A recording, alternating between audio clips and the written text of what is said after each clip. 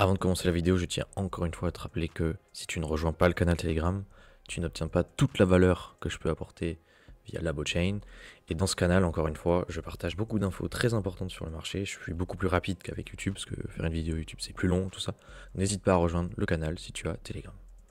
By the way, when I say attack Bitcoin, I mean try and take as much Bitcoin as possible. I don't mean attack it to destroy it.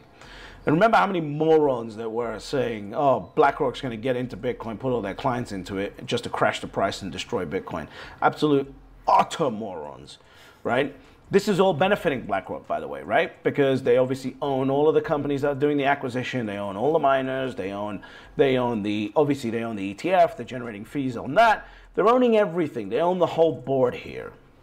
Salut à toi, c'est Guillaume de LaboChain. Et aujourd'hui, je vais t'expliquer pourquoi Monsieur Fink, ce fameux Larry, est quelque part notre ami. Je vais t'expliquer en détail en fait pourquoi souvent on se dit que ce genre de personne est forcément, je dirais, néfaste. Mais dans le cas de Bitcoin, c'est un petit peu différent. Alors je dis pas que c'est un saint, loin de là. Je pense que notamment les normes qu'il pousse ESG vis-à-vis des entreprises, c'est pas forcément quelque chose de bon. Mais ça, c'est un autre sujet. Premier élément que rappelle British Hodl, BlackRock has added its Bitcoin ETF to its 150 billion model portfolio world. Donc c'est 150 milliards. This is how passive flows begin. Donc là, en gros, c'est une invitation à, en quelque sorte, adopter Bitcoin, quoi. Parce que là, le modèle de portefeuille, il est assez, assez conséquent, c'est 150 milliards. Et là, comme dit Human DAO, now the real test is how other asset managers respond. Donc les asset managers, ce sont les personnes qui gèrent les fonds, en gros tout ce qui va être la gestion de portefeuille d'actifs. Et donc si effectivement l'adoption se fait, la tendance prend, eh bien l'exposition en BTC pourrait devenir quelque chose de tout à fait normal dans la finance traditionnelle. Voilà, donc déjà c'est un premier élément qu'il faut prendre en compte, et c'est inédit, clairement. Deuxième élément de Mark Mobster, comme on peut voir ici, une vidéo qui date un petit peu, donc date à peu près de dernier trimestre de 2024, et on voit qu'à un moment donné, l'ensemble des ETFs recevait environ un demi-milliard en fait de dollars d'inflows, donc de rentrée, et c'était un moment assez bullish parce que c'était des plus hauts sur 4 mois. Alors oui, là on peut se dire, ouais mais c'était il y a déjà quelques mois, ok. Sauf que là très récemment, Michael Saylor, d'ailleurs l'a rappelé, a mis en avant quelque chose qui s'est déroulé donc au World Economic Forum de Davos, ça c'est c'est le comble un petit peu. Donc si vous en avez marre de la dévaluation de votre monnaie, pseudo-monnaie, you can have an internationally based instrument called Bitcoin. Donc ça c'est Larry qui le dit, quoi. Je crois fermement en Bitcoin, en gros, I'm a big believer, j'y crois, quoi. Et ça c'est absolument pareil, c'est lunaire dans un sens.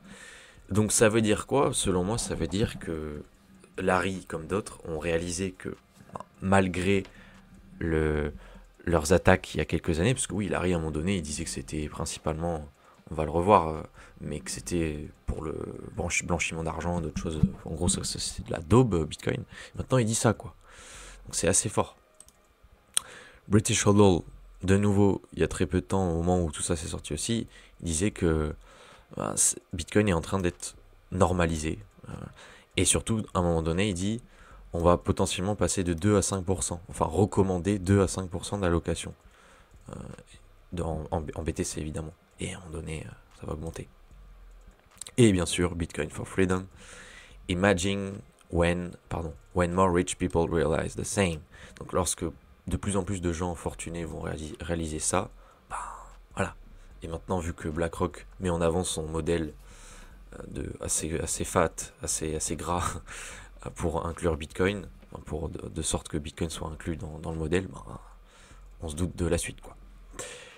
Et donc je rappelle, il faut savoir qu'à la base, Larry disait que Bitcoin servait principalement donc au blanchiment d'argent, que c'était du casino, etc. Donc, à présent, il recommande une allocation de 5%, c'était 2 au début, à ses clients. Et ce sera sans doute 10 et plus un jour. Il déclare que c'est une couverture face à l'inflation, en fait, et que c'est un outil d'émancipation. Je le soupçonne d'avoir fait en sorte de gagner du temps, ça c'est sûr, pour que l'accumulation se fasse dans l'ombre, pendant que les naïfs et les naïves tombent dans le panneau et prennent pour argent comptant les propos de tonton Larry. À part ça, je vois venir les sceptiques, oui mais si ça se trouve, il veut prendre le contrôle de Bitcoin, pour X ou Y raison. Alors ça c'est un sujet qui fait du bruit. Il est bon de rappeler que Bitcoin est régi par la preuve de travail et non d'enjeux comme Ethereum. Donc si une entité souhaite réaliser une attaque de 51%, elle doit se mesurer au hash rate. Au passage, il a récemment fait un plus haut, ce qui indique que la confiance dans le réseau continue d'augmenter. Là, à l'heure actuelle, c'est clairement indéniable. Et donc par extension, c'est la sécurité de Bitcoin qui ne cesse de grimper. Presque, là on s'approche des 1000 exahash par seconde. Et ça c'est pas rien du tout. Tout ça pour dire que si notre cher Larry est mal intentionné, il y a une solution. Détenir sa clé privée, parce qu'à partir de là, voilà, on n'est plus dépendant d'une entité centralisée. Donc, ne pas avoir ses fonds chez Coinbase par exemple, ou Kraken, ou je ne sais où. Ou dans un ETF, comme BlackRock en l'occurrence. Parce que là c'est pareil. Si on achète des BTC mais on laisse ça sous forme d'ETF, ben, ça sert à rien. On s'éloigne de la philosophie de Bitcoin. C'est un des fondamentaux. Détenir ses avoirs, quoi. Et c'est ce que je répète après. Donc un des fondamentaux de Bitcoin reste la détention de ses avoirs grâce à la clé privée lors de la création du portefeuille. Et donc la responsabilité totale de ses fonds. Alors si BlackRock fait en sorte que ses clients augmentent leur allocation, peu importe s'ils le font, si eux le font sur du centralisé, ça c'est leur problème, les clients de BlackRock c'est les clients de BlackRock, et les autres ETF d'ailleurs, de Fidelity et tout, toute la liste là. Tu détiens la clé privée de ton patrimoine, donc l'appréciation de ce dernier continuera tout en ayant la main sur les avoirs. Donc c'est d'une pierre deux coups. De un, personne ne peut dérober ça, sauf si quelqu'un dérobe la clé privée, ou une IA, ou peu importe. Ou si on perd la clé, bon à ce moment-là c'est chaud. Mais si c'est pas le cas, il n'y a pas de souci. Et d'un autre côté, pour rappel, donc, Bitcoin est pour tout le monde. Dans le milieu, on dit Bitcoin is for enemies, dans le sens où c'est sans permission. Donc, parce que oui, dans un sens, tout le monde peut avoir un différend plus ou moins considérable, justifié ou non, avec un ou plusieurs individus. Ça fait partie du monde, quoi, la vie. Le protocole Bitcoin s'en moque. Il s'appuie sur des règles immuables, apolitiques, sans affect ou préférences subjectives et émotions. Il faut garder à l'esprit que plus il y aura de participants et de participantes, on n'exclut personne, plus le réseau monétaire sera fiable et accepté partout. Ça, c'est bénéfique pour tout le monde. Et de toute manière, l'adoption avance, que madame ou monsieur Michou ou monsieur Michou étudie ou non cette technologie extraordinaire. Si on veut prendre les choses par le côté plus conspi, autrement dit l'aspect réservé aux personnes curieuses et ouvertes d'esprit qui sont prêtes à remettre en question le statu quo, si les gros fonds institutionnels comme BlackRock s'emparent d'une grosse partie de l'offre de Bitcoins, il y en aura forcément moins pour les particuliers. Et oui, on ne pourra pas dire demain « Oh, c'est injuste, on va en produire 2 fois plus, on va multiplier par 10 même l'offre de Bitcoins. » Non, c'est pas possible. Cela voudrait dire que ce sera beaucoup plus cher que maintenant. J'en profite pour dire que si tu as acheté la correction des derniers jours, notamment à 78K $, tu es une légende, clairement. C'était un beau point d'entrée, je pense. Ça signifie pas que ce sera nécessairement impossible d'acheter ou effectuer des transactions, mais ce sera bien plus difficile. C'est notamment une des raisons pour lesquelles j'ai commencé cette chaîne YouTube, pour qu'il y ait plus de Français qui étudient et potentiellement adoptent Bitcoin. Et bon, des Français, mais par extension des humains, quoi. Finalement, il n'y a pas de raison de craindre Larry et son gigantesque fonds. Il faut comprendre le fonctionnement de Bitcoin et se prémunir en cas de menace. Voilà, en gros, comment je vois les choses personnellement.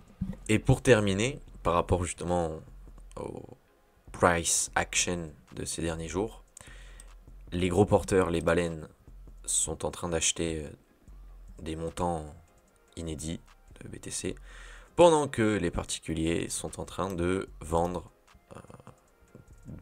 du fait du FUD, de la peur. Donc ils sont en train de panic sell. Et donc on voit clairement que c'est représenté, voilà, sur ce graphique, c'est massif. Donc c'est pas étonnant, hein. Et un petit tweet d'Elon, là ça m'a interpellé, il parlait du courant de l'école économique de Jean Maynard Keynes. Keynes was a great evil. Et Saylor a répondu, Keynes enriched the overlords, Satoshi empowered the people. Yes. Donc c'est pour ça que je dis Bitcoin est la monnaie du peuple, parce que là on n'a pas besoin d'être au centre de l'émission monétaire, on n'a pas besoin d'être un cantillionnaire, qu'en gros proche du gouvernement et des banquiers centraux et tout ça, toute la clique. C'est pas besoin. Avec Satoshi, on peut être n'importe qui littéralement et bénéficier donc du réseau et de tout ce que ça apporte dans tous les sens, quoi.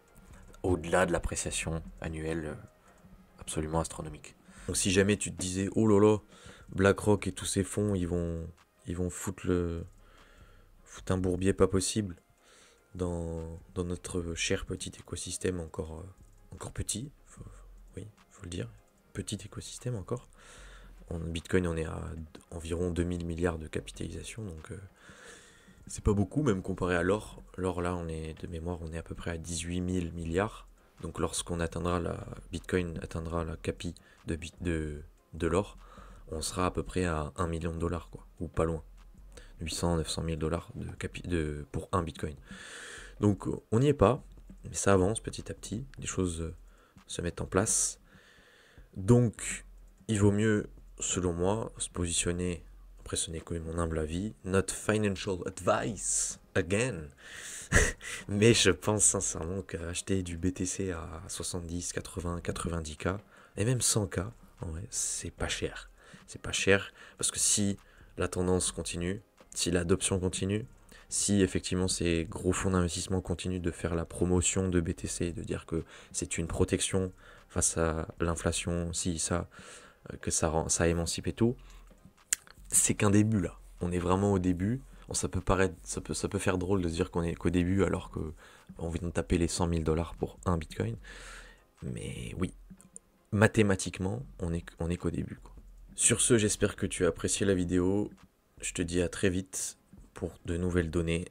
C'était Guillaume de la Blockchain. Prends soin de toi et à ta liberté.